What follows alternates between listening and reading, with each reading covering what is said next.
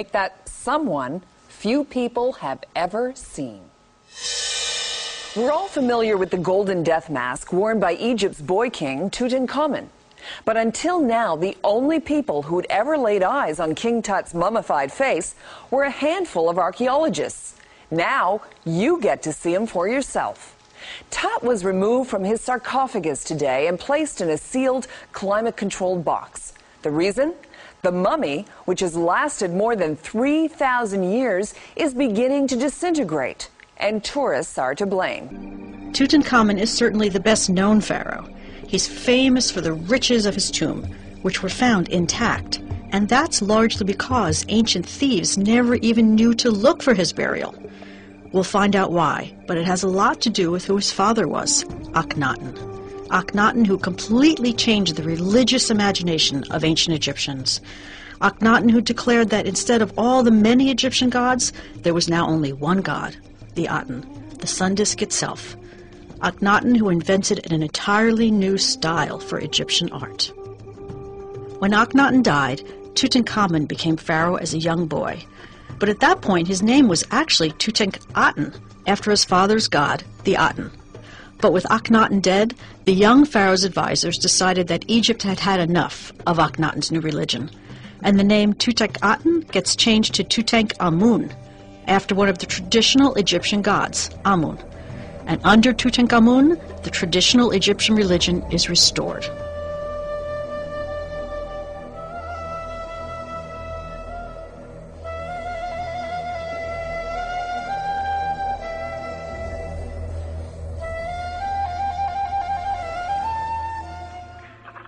The ancient Egypt, one of the most powerful and peaceful empires in the beginning chapter of mankind, glorifying in its wealth and might, and at the same time withholds one of the biggest lies. That is, they have completely obliterated the existence of a single pharaoh.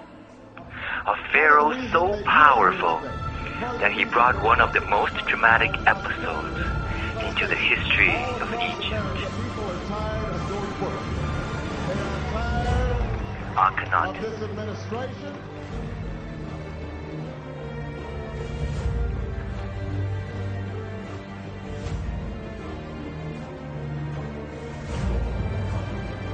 Akhenaten introduced to Egypt the first revolutionary cult in the history of mankind.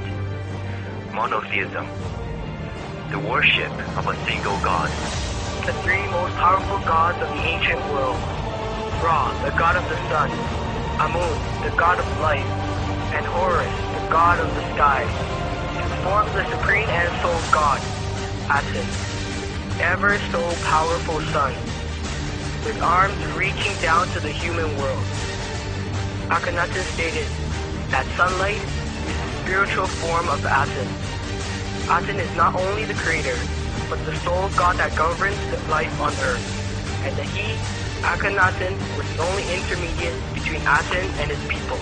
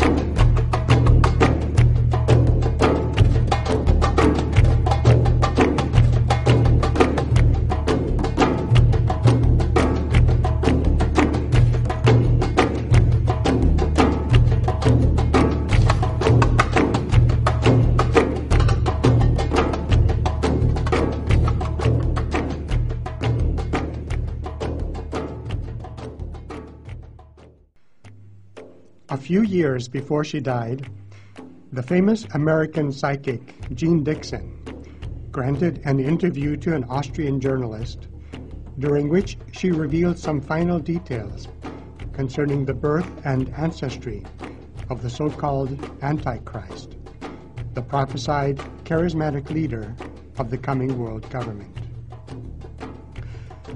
According to her visions, he would, on his mother's side, be of Davidic lineage, and his father's bloodline would be related to the ancient Egyptian Pharaoh, Akhenaten. During the presidential campaign of 2008, information began circulating according to which Barack Obama was distantly related to George Bush and Dick Cheney, and even Bill Clinton, through his mother, Anne Dunham.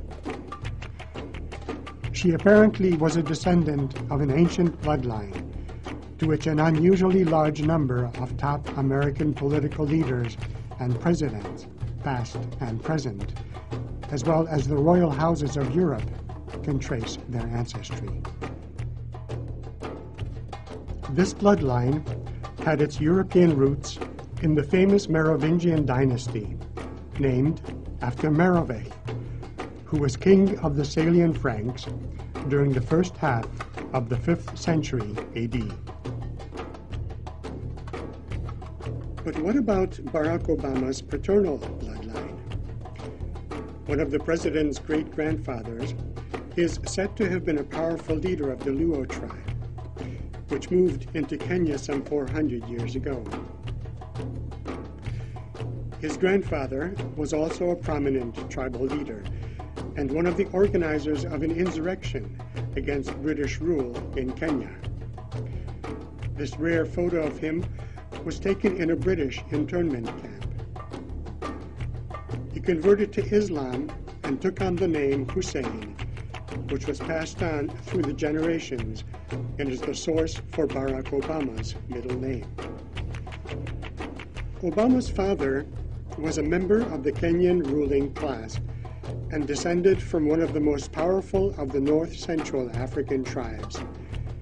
Many members of the ruling classes of that region take pride in the tradition that they are of the same bloodline as the pharaohs of Egypt.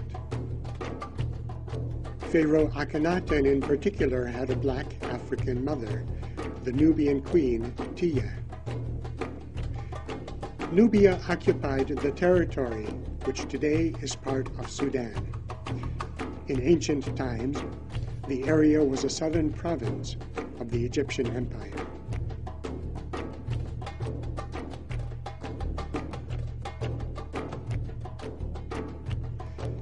Obama's paternal family are members of the Luo tribe. The Luo are a Nilotic people descended from pastoral nomads who migrated south from Sudan to the land around Lake Victoria near the end of the 15th century. The Luo can trace their ancestry back to several powerful ancient tribal families, which were part of the genetic admixture that included the Nubians of the Egyptian imperial era. So there seems to be a definite genetic connection between Barack Obama's paternal ancestors and the Pharaoh Akhenaten.